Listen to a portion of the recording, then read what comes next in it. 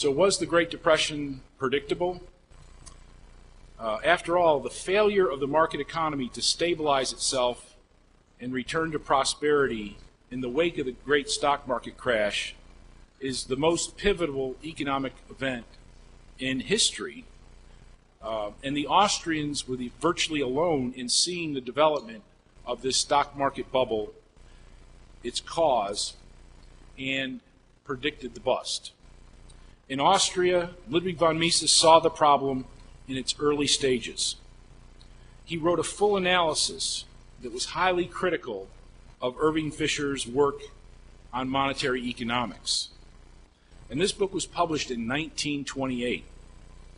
In the book, Monetary Stabilization and Cyclical Policy, Mises targeted Fisher's reliance on price indexes as a key vulnerability that would bring about the Great Depression, concluding, quote, "Because of the imperfections of the index number, these calculations would necessarily lead in time to errors of considerable proportions."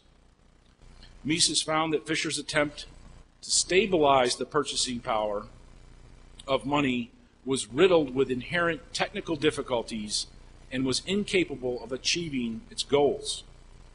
He then demonstrated how Fisher-type monetary policy caused booms, and that these booms inevitably result in crisis. In addition to demonstrating the inevitability of the crisis, Mises clearly identified the cause, where most others simply could not. He showed that the central bank's attempt to keep interest rates low and to maintain the boom only make the crisis worse. And despite the tremendous odds against the adoption of the Misesian solution, he ended his analysis with a prescription for preventing future crises. Quote, "The only way to do away with, or even to alleviate, the periodic return of the trade cycle with its denouement, the crisis, is to reject the fallacy that prosperity can be produced by using banking procedures to make credit cheap." As Frank Shostak wrote in the foreword to the latest edition of Mises's The Cause of the Economic Crisis, quote, "Here we have evidence that the master economist, Ludwig von Mises, who foresaw and warned against the breakdown of the German mark, as well as the market crash of 1929 and the depression that followed." And in addition to Mises, his student F.A. Hayek also predicted in 1929 the collapse of the American boom. Well after the fact, Fisher noted that he had discovered that price indexes have theoretical imperfections. But even in 1932, he thought that economic recovery was close at hand. This sort of reminds me of Chairman Bernanke, who has told us recently that we are in the early stages of economic recovery. Of course, he's been telling us that for the last 14 months, and doesn't seem to have come about. Fisher felt that recovery was based on reflationary measures by the central bank that were the deliberate human effort more than the mere market pendulum reactions. Unfortunately, not only was his prediction wrong, the world was only at the the end of the beginning of the Great Depression. The human effort that he thought was the tonic of recovery, the central bank pumping in money, it was not the tonic of recovery, it was actually the toxin of lingering depression. The next economic crisis was the great stagflation of the 1970s. The 1960s were considered or called the go-go years. And it was an economic boom. We had new technologies, which is a recurring theme, and a stock market in a bubble. Credit for the boom times was attributed to the new scientific management of the economy by the new economist of the Keynesian school. They brought a new scientific approach of adjusting fiscal and monetary policy so as to prevent the business cycle. And the United States, after all, was able to fight the Cold War, the Vietnam War, and the war against poverty all at the same time, and maintaining a boom in the economy. And of course, there was new technology like computers. The first time we'd ever had computers. The first time we ever had space travel. And so naturally everybody thought, yeah, this time it's different. This time is really different. We have a new era. And so you see this pattern developing here with mainstream economics. They think that they can scientifically manage the economy. They can use monetary policy and fiscal policy, and they believe they can bring about a new era of perpetual prosperity. They believe that they can kill off the business cycle. However, what they're actually doing is simply creating a boom in the economy, not true sustainable prosperity.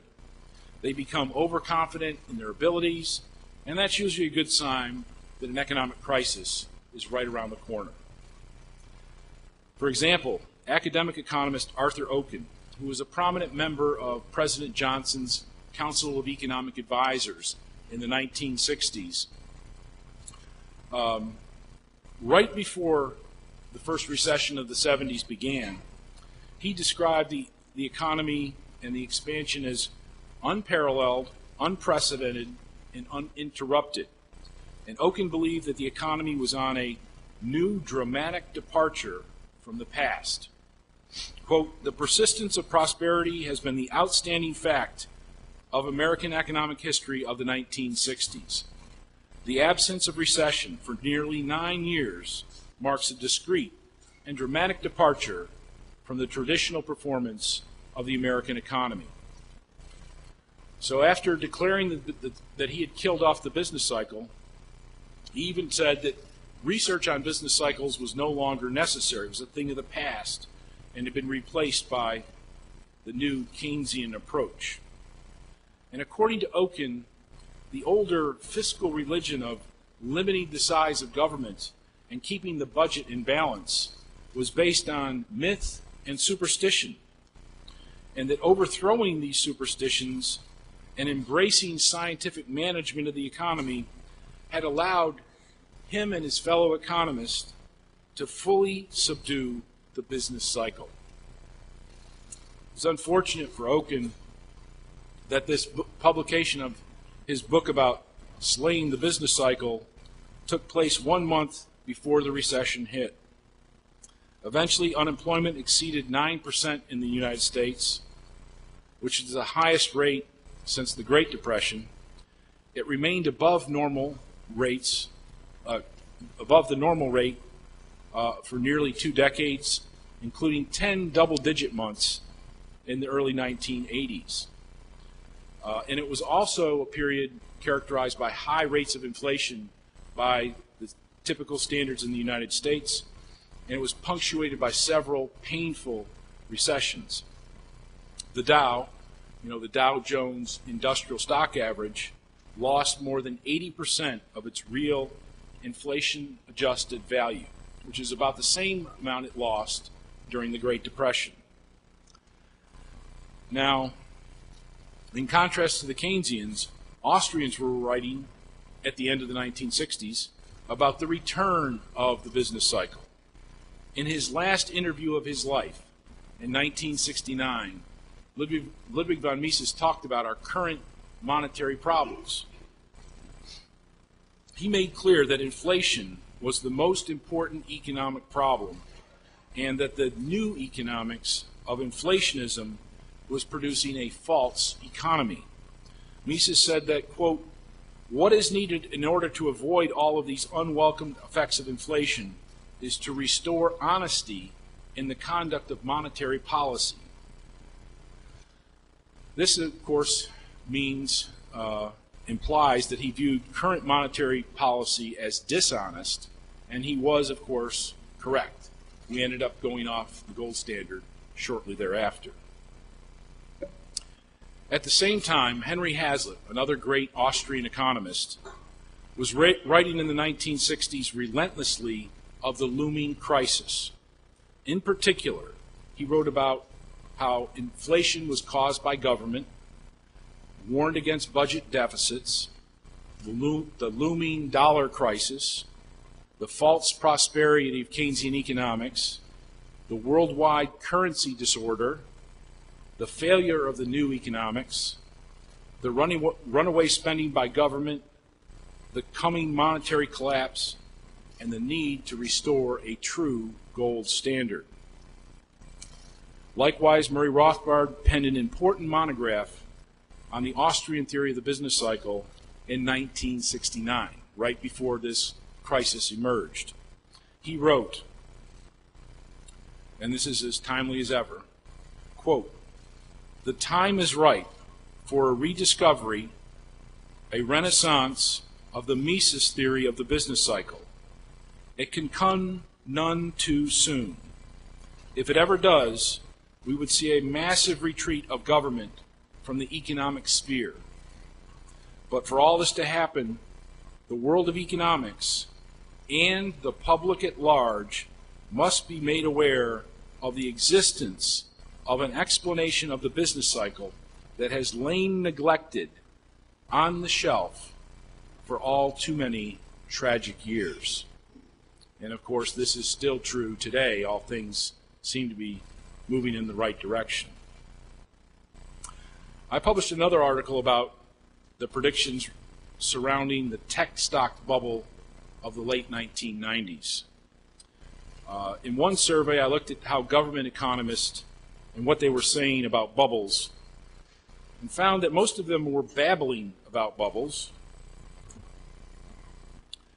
Whether they could be identified, what the best anti-bubble policy was, or if there was no policy at all, that bubbles were both rational and irrational, that stocks, there was one that said that stocks were actually undervalued in 1929, that globalization could increase or decrease the severity of bubbles, that bubbles should be targeted, and that sometimes they should not be targeted. There was agreement amongst these government monetary leaders that if asset prices do exist, then they are inevitable, whether they are rational or not. Obviously, these conflicting, contradictory, and inane findings from our government's monetary leaders are quite unsettling, especially given that all those papers were published in 2003 after this bubble and collapse had already taken place. I also surveyed business economists using the Wall Street Journal's semi-annual survey of economists for the years just before and after the peak in the tech stock bubble. It seems like as the further you went into the bubble, the higher the stock market went, the more and more bullish these business economists became. In fact, right before the crash, they were practically euphoric, with one economist stating just days before the beginning of the crash, quote, "There is no end in sight to this expansion." So, like 3 days later, it ended. Looking at the forecast of the Congressional Budget Office, the White House, and the blue chip forecasters, we also see a clear pattern. When the economy was following sort of a normal growth pattern or trend during the early 1990s, their forecasts were pretty good. However, when the economy moved into the bubble of the late 1990s, the forecast from all three groups underestimated economic growth in GDP.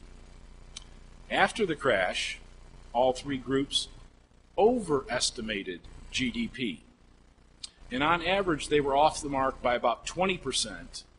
And if you only include the bubble and bust, it's by a much larger percent that they were off in their forecasts.